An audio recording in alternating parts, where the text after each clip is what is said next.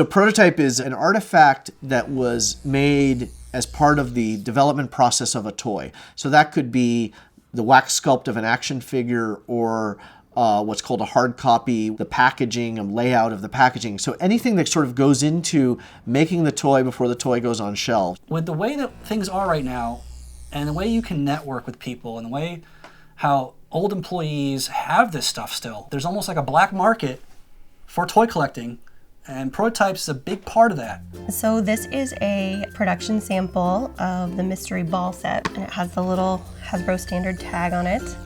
And I got this one from a former Hasbro designer as well. So this guy right here, he is one of the 1982 Coleco prototypes.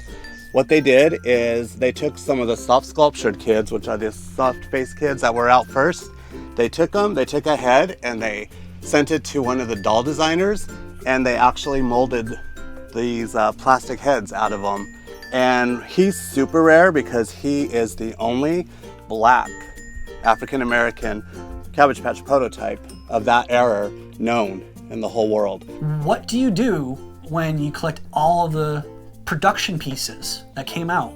If you have the means and the connections, why wouldn't you try to get the unproduced figure of your favorite toy line? If you love the vintage Star Wars toys, having prototypes of toys they never made for the vintage Star Wars line, it's like discovering all these toys that they were planning to do that they never made. It's the next step. Once you've conquered the mountain and you have all that you could collect that was available. The scarcity of these things, a lot of them are one of a kind. They're very, very difficult to find. They're very rare. The fact that other people are like jealous of you, it's a little extra oomph, like yes. This is like my pride and joy.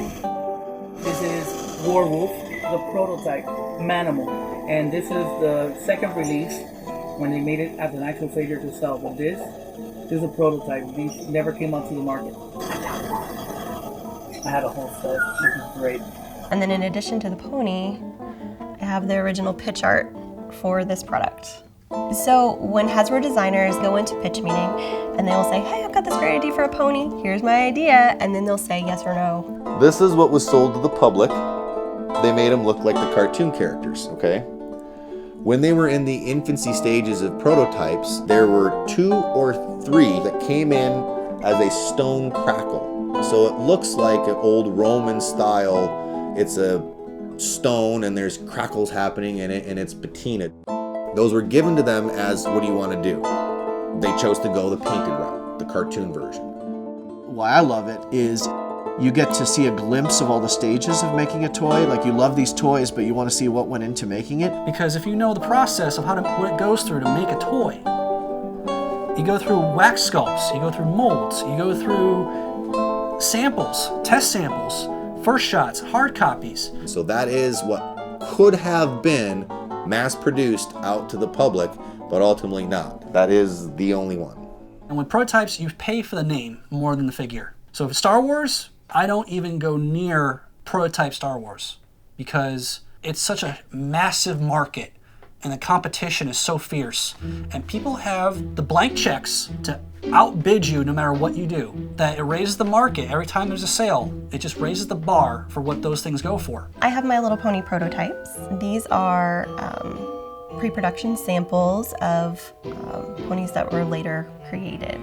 This is probably the only one that exists. So when Bonnie Zachary first designed My Little Pony, she wanted them to look like actual horses. And one of the ways that she did that was to make it look like a palomino with the little spots. So they were all going to have little spots. And later then that idea was kind of pushed to the side and they all ended up with hearts and stars and clovers. This box is a Care Bear box that they used and made into a Cabbage Patch Kid box for the prototype. These are prototype twins, and they actually look a little different. This is Snuzzle, and this is the only known prototype of this particular pony with the dots instead of hearts. They never made it in production, so it's kind of cool that I ended up with it. I have a rule. If I'm gonna pay a few $100s or even 1,000 for a prototype, I make darn sure it's unproduced. And why I collect prototypes and hard to find stuff is because of the history. This is toy history right here. It's kind of cool having something that nobody else has. I've got all kinds of ponies, but like no one else has these.